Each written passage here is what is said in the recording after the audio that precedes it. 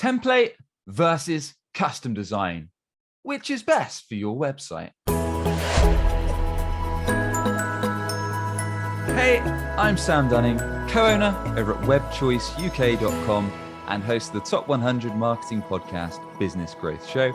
If you haven't yet, check out our weekly email where we share actual marketing tips, useful podcasts, free guides, bonus resources, much more, each and every Monday to start your week off with a bang.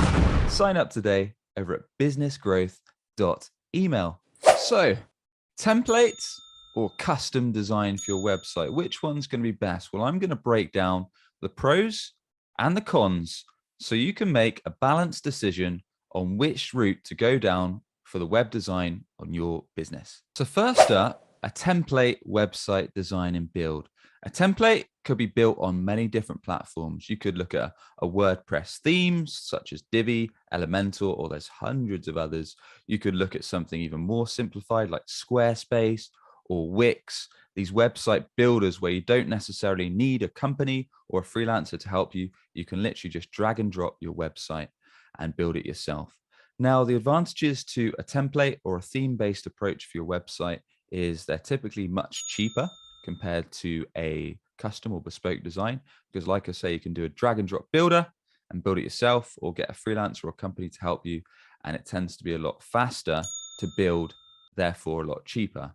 Now, what you need to consider is that with a template design and build, they are much faster to build. So they're great for a cash-strapped or a bootstrapped startup that needs something up quickly online that's perhaps going to share what you do, how you can help, then point people to get in touch. However, your design might look quite generic. It might look quite similar to many other companies' websites, so it won't have so much of a unique look and feel. Some template-based sites as well are limited in terms of what you can do from an SEO perspective, in terms of what you can manage with the content or the technical side of the website. If you need to make specific content SEO updates to help your Google ranking, you might be somewhat limited. And they tend to be more of a short-term solution because you lack things like the ability to run A/B tests on some templates, not all.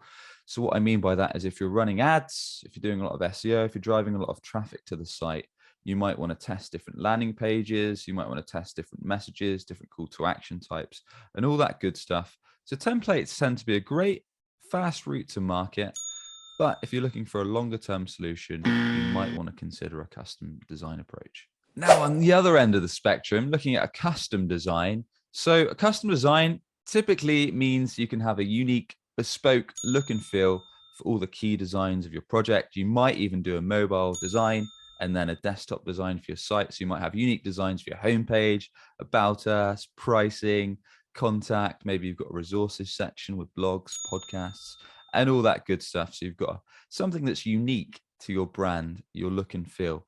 However, that means the timeline, it's going to take longer to design and build the site because you've got bespoke designs, and therefore the investment, the pricing is typically higher. So you typically pay a freelancer or an agency a fair bit more than you would to go down the template route. But with that comes a fair few advantages, as well as the unique look and feel. You can also build the website for SEO from the ground up in terms of the content, in terms of the technical structure, getting all your metadata, heading tags, image alt tags, all that good stuff into play.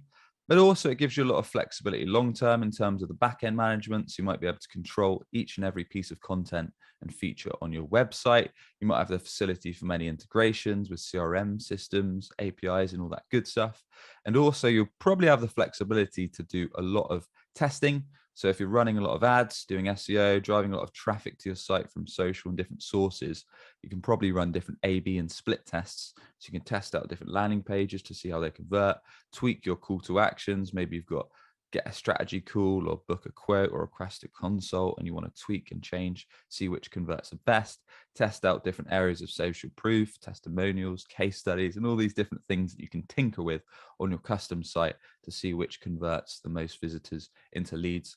So a custom design tends to be more of a long-term solution because you're building from the ground up to have exactly what your company needs to essentially make a lead generation machine or a website that's going to act as your best sales rep and grow your business for the long term. And you can also take an emphasis on speed.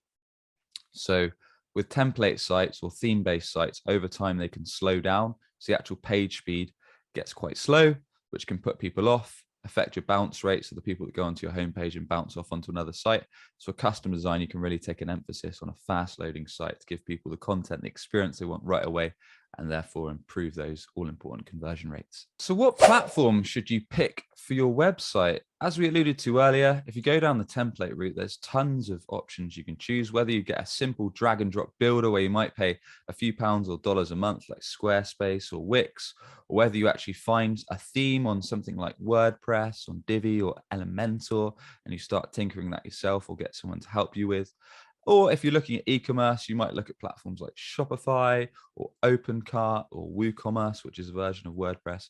There's a lot of platforms out there, but really you need to consider, what do I need to enable users to do on the front end of the site? So my visitors to my site, what do I want them to be able to do? Perhaps they want to get a quick idea of what we do, how we help, our pricing, and get in touch, perhaps something quite simple. And then on the back end, what do I actually need to be able to manage on the admin side that's known as a CMS or a content management system, where you can manage your content, make day-to-day updates, understand what you and your team are going to be needing to make updates and tweaks to, and then research which CMS is going to be the best platform for you. For example, WordPress, one of the most popular platforms on the web. In fact, I believe it powers most of the sites that are online. So it's very well supported. It's pretty good on SEO. We tend to use WordPress for a lot of our information and lead gen sites just because it's easy to manage. It ranks pretty well on Google. A lot of clients like it, but each and every site's different. Everyone's got different needs. So do your research, understand which platform is going to be the best fit for your business needs. Or on the flip side, to throw a spanner in the works, you could go without a CMS. So without a content management system, without an admin side.